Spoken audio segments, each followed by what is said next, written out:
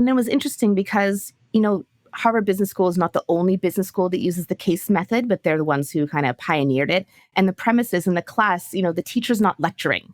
The teacher presents a case, you prepare it the night before or the week before. And in class, you're really learning from your classmates. And so it was really interesting. I was pretty cocky growing up, always thought I was really smart and was used to feeling like, oh, I'm the smartest in the room.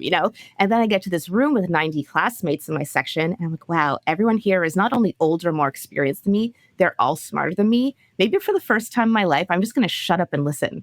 And that was a really important experience for me, I think personally as well as professionally, just the power of shutting up and listening and learning from the much deeper experience everyone around me had. And it wasn't until later my first year that I started talking more. I mean, when I first got there, I was like, yep, yep, yep, yep, yep. Then I thought, you know what, Jill, these people have a lot more to say than you. Maybe you should just bring it down a level and listen and learn from others. And I'm really glad I did. So, I was not a standout student by any means at Harvard Business School, but grades don't matter in business school. I got the education I needed and the practical experience I needed and the social experience I needed. And it has set me up really well in my career. Any other stories inside or outside of the classroom that you feel like set you up for success later on?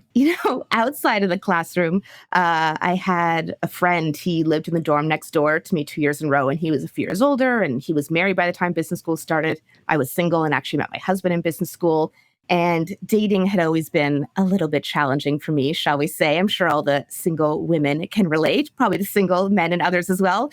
And so he was sort of, I don't want to call him my dating guru, that sounds weird, but he gave me some very pointed feedback early on in my business school career, just about the way I was presenting myself and interacting with others. He asked permission first, which I appreciated, but it was just feedback that I'd never received before. And so in business school, we think of this feedback environment. You get a lot of professional feedback, but getting that kind of personal feedback was very helpful to me. And I mean, I did find my husband there shortly afterwards. So there you go.